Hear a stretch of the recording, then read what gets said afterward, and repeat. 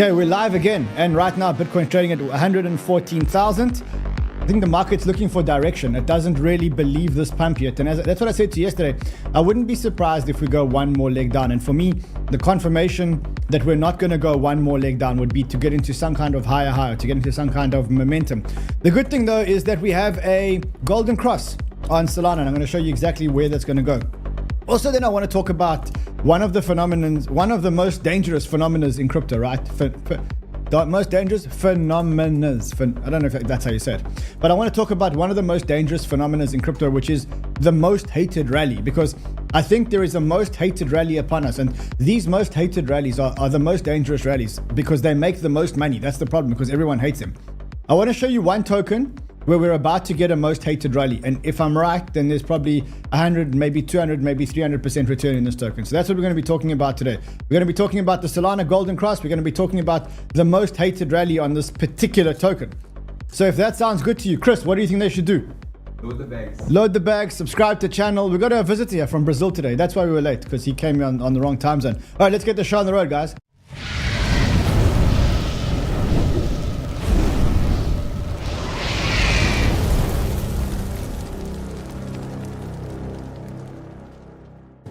𝗥𝗍𝘀𝗶𝗴𝗍, rise and shine. 𝗥𝗍𝘀𝗶𝗴𝗍, rise and shine. Lots happening on the markets today. We're going to talk about everything that's happening on the markets. We're going to talk about the bubbles. We're going to talk about what's moving, what's not moving. It's weird because Bitcoin seems to have no direction. I think the market's looking for direction. ETH is relatively strong here. Sol is relatively strong here. I think Sol is strong here because of this golden cross, which is printing on Solana. You can see the two on the daily. You got a golden cross printing on the daily. Generally on Sol, I went back and I did the research on Sol. Generally, these golden crosses are pretty bullish. Like they're usually like really bullish, right? I'll show you a few of them here. So there was one that happened over here, as you can see, that took us up over here. Then you had another golden cross over here that took us up. For those of you who are more accurate than us, let's say that was the golden cross. We went up 51% on that golden cross. I wonder if when we look at the golden cross on Sol, you see after the golden cross, you do tend to have a slight dip. I think if you look here, where we had the golden cross here, you did have a slight dip after it. So if history repeats itself on Solana, we could actually get a golden cross here, which means we'd get a slight dip, but then we would get a move up, which is actually exactly our thesis for the next part of the market cycle. I said to you yesterday that I think that what's going to happen now is we'll probably recover from this correction. We'll probably have a much deeper correction that's actually going to happen sometime around September, which would probably give us the same pattern as 2021. I'll show you here. So if you go back to 2021, I think we spoke about this yesterday, but I know some people missed class yesterday, right? So in 2021, we had a deep correction around September. You see, it started in the beginning of September and we went down. In 2021, we went down about 20% on Bitcoin. And in August, which is where we are now, or beginning of July to August, we had a small correction. We corrected, we went straight back up. So I'm kind of playing it a little bit more cautious here because I'm not 100% sure that this is the very end of the correction. If we did have another leg down, then I'd go all in and I'd start buying. For now, I've only just started nibbling. And I'll show you exactly what I'm starting to nibble, because it's actually one token that I'm nibbling a lot of this token. Why? Because I think it's about to have really the most hated rally, one of the most hated rallies. So before I talk about it, guys, if you're not already subscribed, number one, subscribe to this channel. We're on 1.72 million subscribers, but also, probably more importantly, at the bottom of this video, there is a link to our other channel called Crypto Insider. That's the link over there. I'm going to drop in the next 24 hours, I'm dropping a major high alpha video on Crypto Insider. So if you're not subscribed already to Crypto Insider, subscribe to Crypto Insider, because I think there's a good video coming out here, specifically around one token, which I'm adding to my 2025 portfolio. Also, if you do have a $1,000 portfolio, there's a good video for you here. If you have a $5,000 portfolio, that's not a good video for you. That's only for people with a $1,000 portfolio. The $5,000 portfolio is very different, and I'll show you exactly what it is. Okay, we also have an in-studio guest. His name is Chris. He's here from Brazil. He's coming to visit us today. Thank you, brother. Nice to see you. All right, let's go. Let's get into the alpha of the show today. And specifically, I want to talk about hated rallies, because I mean, one thing that you need to know about crypto is there's nothing more dangerous than a hated rally, right? I'll show you one of the most hated rallies, or one of the most famous hated rallies in crypto. And that was the Solana hated rally, right? Because for a long time, people called Solana dead, specifically when Solana died a few times, actually. So I think the main time that Solana died was over here. This is where Solana was declared dead. It went from $33, I'll never forget this day as long as I live, to $8. And everyone was declaring it dead. For those of you who were around, I think you'll remember exactly what this day was like. It was a black day. It was the day that FTX collapsed. This day over here was the day that FTX collapsed. FTX was the biggest holder of Solana tokens, right? Sam Bankman-Fried and FTX were the biggest people in the ecosystem that were funding all the Solana projects and gaining all the momentum. And then FTX collapses. And then that sends Solana down. After Solana had gone from $269, you got into this position where Solana goes from $269, it goes down 96.77%. And everybody was hating on Solana. They were hating on Solana because of Sam Bankman-Fried. They were hating on Solana because it was a security in the eyes of the SEC. They were hating on Solana because of the outages. They hated on Solana about everything. And Solana was declared dead. This is a tweet from March 9th, 2023. The long history of lies, fraud, design decisions, all talking about how Solana was caught lying about circulating TPS, false statements around TPS, deceptive. I mean, you need to know who's saying this. It's a big 𝗕𝗍𝗄. Justin Bonds is a big 𝗕𝗍𝗄. If we go back to March 9th, 2023, which is over September 23, June 23. Yeah, this is Solana was at about $20 then. So that was like more or less what the price of Solana was back then. And he's not the only one that was declaring Solana dead. Bloomberg declared Solana dead on the 28th of December 2022. They literally declared Solana dead 28th December 2022. That's about $9. Bloomberg goes and declares Solana pretty much dead. Discover Crypto said, sorry folks, there's no, so I mean, just get this. This is a very funny tweet. It says, sorry, Solana is dead, folks. There's no other way around it. The NFT community may be the last stand. I hate it for those folks and people. At Vumia, NFT will be launching ETH, Matic, ADA, and Sol. So we hope they're talking about NFTs. Now we know that NFTs died a death, but just look at when that tweet actually happened, 26th of November 2022. Let's do a temperature check on Solana. 26th December. Is Solana dead? 69.5% of people actually said Solana was dead. Solana was taken down for FTX. They were taken down for the outages. Today, Base had an outage. As Mert says, crazy lengths Base will go to copy Solana, man. They were out not producing blocks for a whole couple of hours, just like Solana did in the old days. And obviously Base doesn't have a token. But I mean, Solana was declared dead. And at the time when Solana was declared dead, and someone called it Solana a ticking time bomb, and for those of you who were here, you remember this, so I don't have to remind you. Solana was declared dead. Everyone spoke about how dead Solana was. And then at that point in time, we had to make a decision. Either we were going to believe the Twitter sentiment that Solana was dead, or we were going to trade against the sentiment because we actually understood the fundamentals.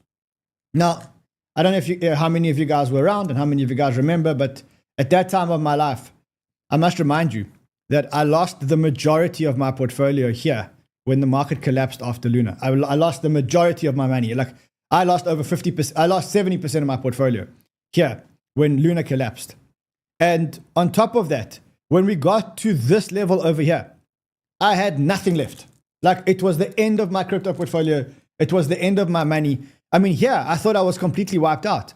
And then we carried on going down and down and down. And then here, when everybody was declaring Solana dead, I was faced with a decision.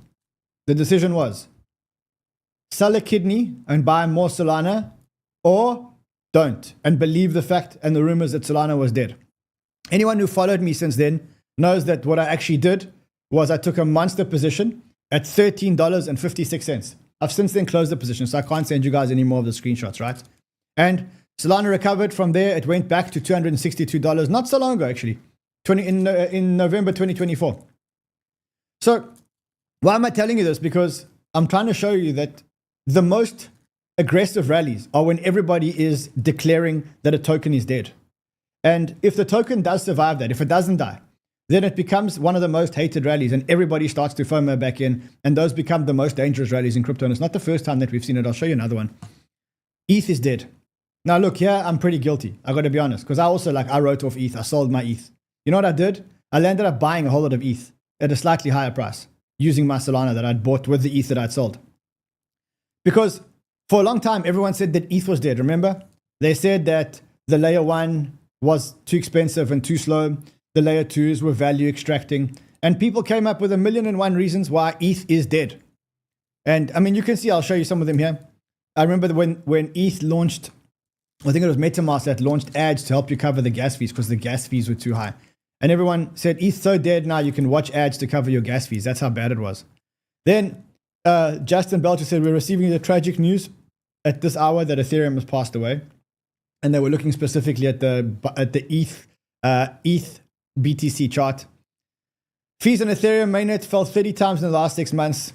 And that was in relation to usage. The charts, the ETH BTC chart never ever looked so dead. Quinn Thompson said in March 28, 2025, he said, make no mistake, ETH as an investment is completely dead. A $225 billion market cap that is seeing declines in transaction activity, user growth, revenue growth. There's no investment case here as a network with utility. Yes, as an investment, absolutely not. Now, I want to take you to the ETH chart on that day. That ETH chart is 28th March 2025. So literally, we're just going to go to, let's just get a chart here of ETH quickly. ETH USD. And we go to, what was the date there? March? What is it? March 2025. April, March, April. So it's somewhere around here. The ETH price was $1,857.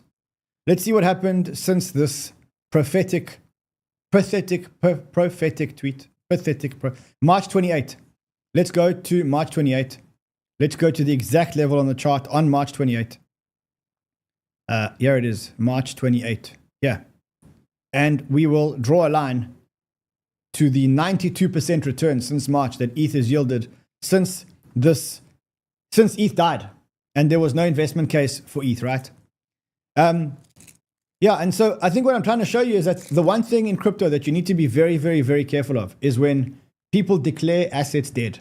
When people believe that assets cannot recover, but the assets have got a strong community, strong fundamentals, or some kind of fundamentals, strong investment behind them, strong developer ecosystems. Those become, in crypto, the most dangerous rallies. I'll show you another one of those. So, 𝗬𝗍, I don't know if you remember, but when they launched, they were supposed to do an airdrop, and they didn't do an airdrop. And so, I mean, they announced we're not doing an airdrop. And then that sent the community over the wall. They said, no airdrops. Holy shit. No airdrops, no community. Everyone declared 𝗬𝗍 dead. And that was just after 𝗬𝗍 had launched.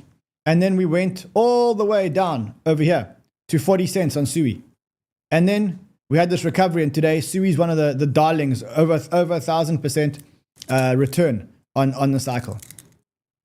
Same thing happened at XRP. And I'm not for 1 minute telling you guys that I think you need to buy XRP. Like, I'm not for 1 minute saying to you. Sometimes it's okay to avoid a hated rally. But I can tell you that everyone hated on XRP. And there's a good reason why everyone hated on XRP. Why? Because XRP just moved sideways for years. I mean, imagine being an XRP holder from 2017 and you bought this thing in 2017. And then you looked at your portfolio up until that point over here, which is 7 years later, on the 4th of November, 2024, 6.5 years later. Your investment had done nothing. Nothing. You were moving from 30 to 40 cents. And then, I mean, we know what happened here. This was like the elections. And this is the beginning of probably what I would say is the most hated rally, right? Another one of those hated rallies where even Ansem said, he said, I can't believe I'm watching XRP and Cardano charts. Dinosaur coins rallying. XRP, Algorand, 𝗥, XLM, Litecoin, hated rallies. But reality is, yes, you can mock them for being hated rallies, but the reality is that they have given returns to shareholders or to token holders, right? So Cardano went up 300% when in the elections, and it's still actually up. It's still actually up 121%. Now, look, I'm not for 1 minute saying that you should be buying Cardano, buying XRP, buying the Dino coins. You know my views on those coins. My view ain't going to change. But I am telling you to look out for hated rallies, because hated rallies are the ones that have the most aggressive upside. Why? Because you have a lot of hate. When you have a lot of hate, a lot of people sell, and a lot of people that actually want to hold the token actually get convinced that they actually want to be selling, right? So I got to be honest, like with this hated rally that we're talking about now, you know the thing about a hated rally, it's so, what's the word? It's like you're having your balls squeezed, right? And it's like squeeze, squeeze, squeeze. It's like the final foot squeeze. I can't hold on anymore. And then it goes up, right? Now you got to be able to, you know what I mean, Chris? You got to be able to you got to be able to survive the squeeze, right? When you look at everyone on Twitter and everyone's saying to you on Twitter, you're an idiot. How could you like that token? This is the worst token in the world. This token is about to die. It's died 54,000 deaths. You have to be able to, you know what I mean? Like, stay alive. Stay alive. Don't exit the token. So if you can do that, I think you will end up making big returns. Those people who bought Solana when everybody was hating on Solana made massive, massive, massive returns, right? Those people who bought ETH when everybody was hating on ETH, congratulations to you. You made massive returns. If you landed up holding XRP right through all of the hate, I mean, you know, what can I say? Congratulations to you. You end up making massive returns. I want to show you a hated rally that's actually happening at the moment, right? And it's on a token that I've been talking about a lot in Frontrunners, which is our private Discord group where basically we keep the community updated, right? Let me try and find some of the times that we actually called it on this group. Why doesn't it show my channel? Hold on a second. I have to find this. Okay, here it is. So here's my channel. So I've been talking about this for a long, long, long time. I've been telling the community, guys, I'm actually starting to buy a lot of this token. And the reason why I'm starting to buy a lot of this token is because I think it's a hated rally, right? And that token is actually Pump.Fun, right? So why have I landed up? Anyway, I'm not going to scroll down here because we'll be, here we go. Here's I'm taking a chance here, but I'm starting to load up on Pump. My reason, they have $2 billion in cash. If you can't create more than $2.5 billion of token holder value with $2 billion in cash, something's wrong with you. They've been hated and they've been sold hard. And I imagine that these people must be smart enough to do something to recover. So I started to build a thesis and I started to build a position around Pump.Fun around the 26th of July. And the price then was around 26.4, sorry, 0.0264. I started building a position. The reason why I started building a position is because I've seen this pattern before. This is the most hated rally pattern, right? It's when everyone says the chart is dead. Pump looks exactly like the charts on Pump.Fun, basically comparing it to all the meme charts that land up actually collapsing. Pump tokenomics are disgusting. Talking about the tokenomics, max team extraction. Pump is the biggest fumble of the entire crypto industry. I think I asked the researchers to send me a whole lot more, but they didn't send them. Oh yeah, they did. Hold on a second. Let's talk about people talking about Pump.Fun being dead forever. People comparing it to Bonk. People saying that Elon eloped with the $1 billion that he raised. When I saw this, I was like, guys, hold on a second. I've seen this pattern before. This pattern is a hated rally. Why? Because it's very, very, very hard to hold Pump.Fun when Bonk is leading. When you look at the actual dashboards and you look at the actual data, right? And you say, okay, look, Pump.Fun is losing a lot of market share. Pump.Fun went from having massive, massive, massive market share, as you can see this green over here. And then all of a sudden, this new competitor came in, Bonk. Bonk has the majority of the market share, and Pump has lost a lot of its market share to Bonk, right? When that happens, you're like, shit, they've got a new competitor. It is a pretty commoditized service. Launching tokens is very, very, very much a commodity. It's very, very, very, very, very commoditized. You don't have to be a genius to be able to launch tokens, right? And so everybody was like saying, look, Pump is dead. It'll never recover again. And to make it even worse, the team was silent. Elon didn't tweet for months. Pump didn't tweet for months, not months, weeks, until eventually he went onto the podcast with the thread guy. And when he went onto the podcast with the thread guy, I think he botched up that whole interview, right? I think he was just unprepared for that interview, right? And he should have been prepared because his first public appearance since the ICO. So this was my cue to actually start buying Pump.Fun. And by the way, I still think it's a very, very, very good opportunity. We'll talk about it in a second. The reason why I very, very, very much liked the Pump.Fun narrative here was as follows. Number one, they had been quiet, and because they had been quiet, the community got angry with them, and the angrier they got, the more vocal people on Twitter got, and the more vocal people on Twitter got, the more that dump actually gained momentum, right? Second reason is that they didn't do an airdrop, and that they didn't share any of the earnings with their community, and people felt that they abandoned their community. The third thing is that there was no real token burn. There wasn't any token buyback mechanism. And that's where all the hate came from. Now, look, I looked straight through that hate. And I said, hold on a second. They can, at any stage, do an airdrop because they have a whole lot of tokens in their tokenomics. About 20% of their tokens is earmarked, 25% of their tokens are earmarked for community initiatives, right? So they can easily, with one switch, just use some of those tokens for an airdrop. They can also do creator rewards, right? They can also do creator rewards, and they could have done that. They could have also implemented a buyback and burn. And so I kind of said to myself, hold on, who am I going to back? Am I going to back a token that is fully diluted and doesn't have the money that the other token has, and doesn't have all these extra tokens that they can do all these incentives with? Or am I going to do something completely different? And am I going to back a token that actually has tokens which they can use for airdrops, has $2 billion in cash in the treasury that they can actually use, and can actually make announcements at any point in time? And I compared that to the Twitter sentiment. And I was like, okay, no brainer, start loading up on Pump. And it reminded me very much of when I was loading up on Solana. I felt like I was doing the wrong thing. I felt like I saw all the risks. And I remember when I bought Solana, I saw all the risks. Solana is going to shut down. Solana has these outages. FTX are going to dump the liquidator is going to dump all the tokens on my head. Solana will never recover. And the same thing happened to me with Pump. Pump will never recover. Pump doesn't have a community. Pump's lost its community because of the airdrop, etc., etc. That is the point where I said, okay, it feels so uncomfortable to buy this thing. Buy. That's when I bought. So I started buying. And luckily, I mean, I've only just started, so I'm only 100% up on my entries. You see, my average on this account, and I've got multiple accounts where I've been buying, but my average on this specific account is 28 cents. So it's not that far from where it is now, right? And that's why I'm actually doing this show, because I don't want to say I told you so. That's not the reason why I said I told you so. I want to show you that there may be an opportunity, and then the price actually may move back, and we may get an actual opportunity to buy this thing, right?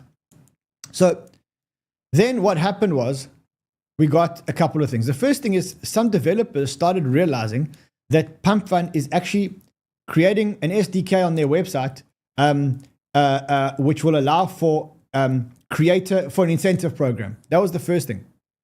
Okay. And you can see that what they said is daily token allocations to users proportional to their trading, tracking of both Pump.Fun and PumpSwap, no evidence of retroactive rewards. So that was the first thing that we saw. Then Pump.Fun, the Pump.Fun account actually introduced the Pump.Fun revenue dashboard. Pump.Fun's daily revenues and pump purchases can now be tracked, which means that they're actually taking this thing pretty seriously, and you can actually track exactly how much they're buying. And for the last couple of days, they've been buying 100% of the fees that they make. They've been buying pump tokens off the market, which is, I don't know any protocol that buys 100% of their fees, right? Then Alon actually came out, funny enough, and Alon made another announcement. And remember, he's been quite quiet. He said, huge announcement coming out for organic community coins in the Pump.Fun ecosystem this week. So he's teasing of 3 announcements. Now remember, they've got $2 billion in cash. They've got 25% of their token supply, which they can give back to the community. And they've got they've got a whole lot of daily revenues, even though their daily revenues have started to go down because of let's bonk, right? But I think ultimately it comes down to, can you fade a protocol that was the king of the trenches, that created the trenches, and now has $2 billion in cash? And so I think that is going to be a hated rally, right? So I think the hated rally has just started. If you look at the charts now, you can kind of see that the hated rally has just started. There's been some kind of break in momentum. It kind of bottomed and we started to go back up. Now this chart, I just want to show you what this chart reminds me of. How many of you remember when Hyperliquid launched? Let's see if we can actually see the charts from day one on Hyperliquid. I think that's okay. So I just want to show you what happened. So Hyperliquid goes up to $30. I think this is, let's just see if we can get a better chart than that. Hype USDT. Yeah, there's not many charts that actually have the Hyperliquid price from a long time ago. But anyway, let's for now. It went all the way up and then it went all the way down. Do you remember all the way down to $9.44? Do you remember that? And then it recovered back to $36 now, but actually went up to about $50. I'm seeing the same thing on the charts here. This is a very, very, very well-known chart in crypto. Token launches, gets hate, everybody dumps. All the people that bought in the ICO who didn't get their billion extra returns start dumping. Then the token starts to recover, and then the token goes on the most hated rally. As I've said to you before, I think these hated rallies, when they happen, are like the most powerful rallies that could ever happen. That's like one of the scariest thing to be caught out of or to be caught short. And by the way, here's when I think a lot of people, because there's a lot of perps trading on Pump. I think a lot of people have actually been caught short with their pants down. And when this thing actually starts going, you're going to get a monster short squeeze. These guys are not even going to know what's going on. So that's my thesis. I'm buying Pump. I've bought Pump. I've got a very, very, very big position at between 28 and 30, I would say. And it's starting to pay dividends. I've given you my thesis. Let me know in the chat if it's something that appeals to you. If maybe you know of some other tokens where there can be a hated rally, right? I think, like, I'm not going to say this one's going to be a hated rally. I'm not going to say it's going to be a hated rally, but I do believe it's going to get a rally soon. I think a lot of crypto people are going to miss it. Is Toncoin. I mean, I'm not saying it now. It's not the right time, but I think soon there's going to be a hated rally on Toncoin at some point, and you don't want to miss that. All right, let me know in the chat. In the meantime, let's have a look at what our Pionex bots are actually doing. What are the bots actually doing today? Okay, so remember, we did a workshop yesterday. There were a whole lot of people yesterday that joined. Did you join the workshop yesterday? There was a good workshop yesterday to teach people how to use the bots. Very, very, very important that, because we started these bots, the bots make money on grids and they make money on the direction of Bitcoin or ETH or whatever it is. So like, for example, you can see like on this ETH bot, let me just find you a good ETH bot here so you can actually see it. Where is the ETH? Okay, let's just go to details. I'll show you some bots here. So for example, I've got this ETH bot over here, which I started quite a while ago, this one. So you can see it made money on the direction of ETH, but it also makes money trading on the bots, because here I bought at 2,566 and the price of ETH went up. There's some bots which I started this bot at 117,000, right? And so right now on the trend, in other words, because Bitcoin's gone down, I've lost a little bit of money on the trend. But remember that these bots are trading in and out and in and out and in and out on the grids, which means that I've made money on the grid trading profit. So with these bots, it's important to enter when you think when you think that the prices are going to land up going up. I think it's super, super, super important to enter.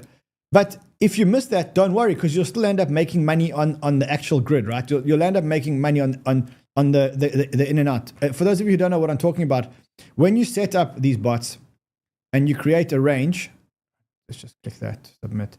Let me set up a range here. So like, let's say on ETH, I want to set up a range of $2,500 to $4,000. And then I set up 350 grids, just as an example. I did a whole tutorial, and I'll show you where the tutorial is. But you can see that there's a whole lot of different grids, and the computer's trading in and out and in and out and in and out and in and out every time that it touches one of these grids. And so you'll end up making profits on the grids. And that's important. By the way, if you want to copy my strategies here, or if you want to do it, like, you can do it yourself, or you can copy the strategy. You go here, you sign up to Pionex with my link. You then click here, you get a sign-up bonus of up to $1,000. And then you can follow the settings for any one of my bots, or you can just set up your own bots. All right, anything else that's happening? Let's just have a look at the newsroom. Let's go. Yeah, let's see if there's anything going on in the newsroom. Very quiet there on the news front. Except that I heard Trump say that bankers are scared of their wives. Did you hear that? Trump said that bankers are only scared of regulators and their wives. and more scared of their wives, he said. I understand that. Are you scared of your wife, Chris? No, not the case. Not the case. Brazilian men are never scared of their wives, bro. All right. Chaps, I'll see you guys again tomorrow. Until then, let the bots trade for you, my friends. Just let the bots trade for you.